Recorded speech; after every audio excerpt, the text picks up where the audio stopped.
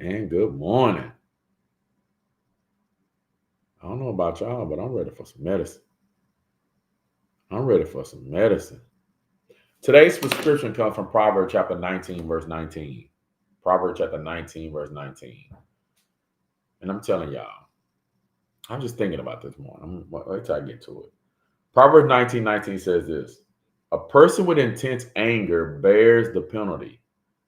If you rescue him, you have to do it again. If you rescue him, you'll have to do it again. Oh man, I was just pondering this morning, right? And we have this mentality, especially for those that we love, especially for those that we feel some type of obligation to. We have this need to want to rescue. They're in a jam. Why would I not help them? They're in a jam. And sometimes we just consider that jam. They're in a jam, I should be helping them. And that's our mentality. We can't even see it any other way. And we can be so conditioned with that mentality that we can actually be fighting against the will of God. I know it's hard for us to comprehend that because we haven't been conditioned to think like that. Family looks out for family, loved ones, that's what you do. I got your back, you got my back. That's has been this mantra within our culture for I don't know how long. I ride with you, you ride with me, and we ride with each other under all circumstances. It doesn't even matter. And I'm looking at that and I'm saying, does that even make sense? Sometimes we ride for things we shouldn't be riding for. And we ride with them simply because of the relationship, because we know them, because of their race, because we are the same fill in the blank. Whatever commonality we have in common, that's the reason why I'm going to ride or I'm going to rescue them if they ever find themselves in trouble. I mean, it's like we stick to these mantras, these mentalities. It doesn't matter what a person has done. I have to stick to this code. I was just looking at this week and I forgot his name, but rappers, they get arrested or indicted for murdering another person. But the people are so down with that person, they would say free that person and dismissing what they've done. Like it doesn't matter. We're so consumed with the mentality or the concept of being down with somebody, riding with them, that we dismiss the damage or destruction they're doing. We're so caught up in that common ground that it doesn't matter what they do, what they've done. A person go out there and kill this many people, kill that many people, and we're still screaming, "Hey, free that person! Free that person, man!" Nah, you know what? And we still speak these things.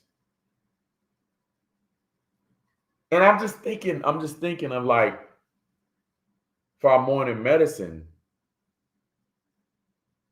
do we sometimes try to rescue that does not need to be rescued? Could we at times be going against the will of God, simply blinded by our loyalty to that very commonality, our loyalty to whatever love that we have for that person or that thing. And so we will do anything to try to rescue them, dismissing the damage that they're doing, dismissing the lives that they live. Am I rescuing them? And what that rescuing is doing is not helping the matter, but it's actually hurting the matter. I'm not helping them be delivered from what God is trying to do in that situation. Do I ever think about that? Do we ever come before we even attempt that rescue mission? Do we sit with God and ask God, Lord, is this my mission to rescue? Are you calling me to do that? Because sometimes our loyalty could be more to that mission because it's that person than it is to God. I want us to really pay attention to what the Lord says today. A person with intense anger bears the penalty. If you rescue him, you'll have to do it again and again and again and again. Why is that? Because I'm not understanding what God is trying to do. And I actually am fighting against the will of God. I'm actually wasting energy. I'm actually wasting time. I'm actually not helping them. I'm actually hurting them. Because now I've planted the seed that whatever situation they're in, that's all they have to do is call me and I help them out. It doesn't matter what they do, as long as they call me. As long as they have, hey, you know what? There is no thought of changing because I have become their crutch. Do we ever think about that? The Lord says a person with intense anger, man, that anger need to be dealt with. And that anger, because they have not allowed God to deliver them from that, guess what? It has caused them to be caught up, experience things that God said, hey, I need to break you of that. He said if they will bear the penalty, there's a penalty with it. Because that penalty is designed to free them of the very thing that's killing them. But then if I come in all the time and bail them out, I'm not helping them in their deliverance. And I find myself having to do it again, again, and again until what? They have used me all out. And I can find myself frustrated because of my loyalties. Find myself stressed out behind something I shouldn't be chasing. Giving all of this to that when God said, I didn't require you to give none of that.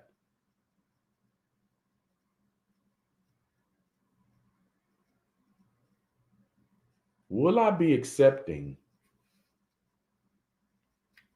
of when God says, I need them to experience that penalty? Can I accept that it's not my rescue?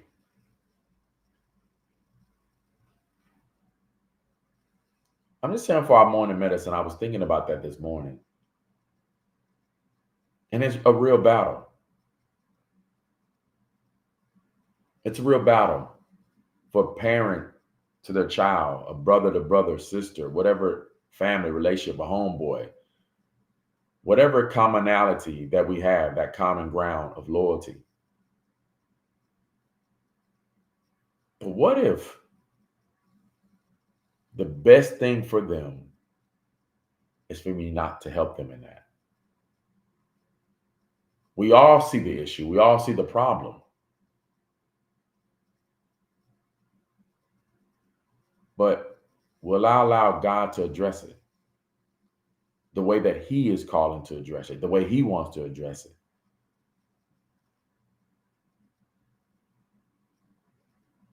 I'm just asking this question this morning.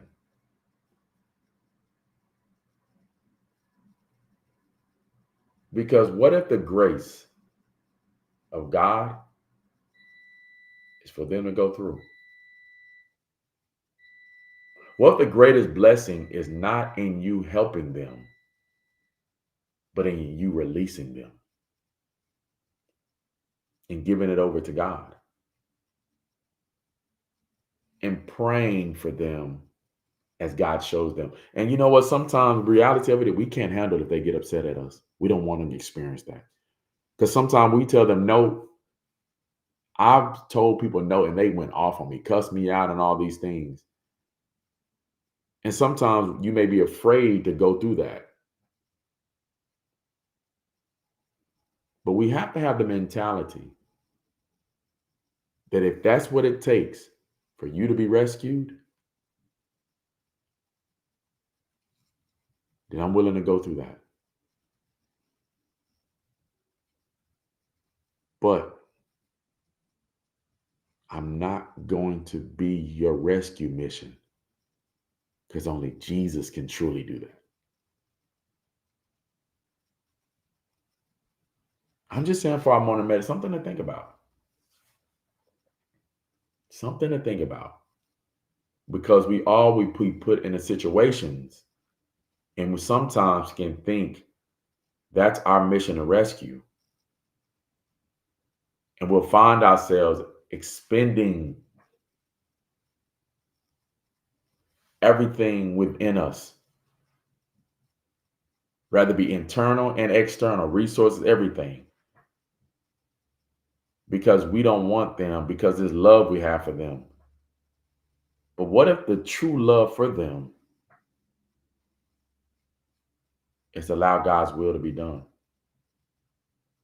What if God's will for them is for me not to rescue?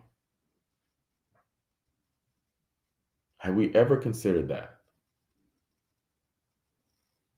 Have we ever considered that I could be harming them and truly not helping them? Why are we afraid sometimes to say no? Something to think about for our morning medicine. The Lord said, with intense anger, it bears a penalty, because that penalty is God wanting to free them of that anger. But if I keep bailing them out, how will they ever be delivered? And I'm telling you, it doesn't get better, because that anger will eventually turn on you. This is your morning medicine. What if I told you that's not your rescue mission? Will we accept God's will?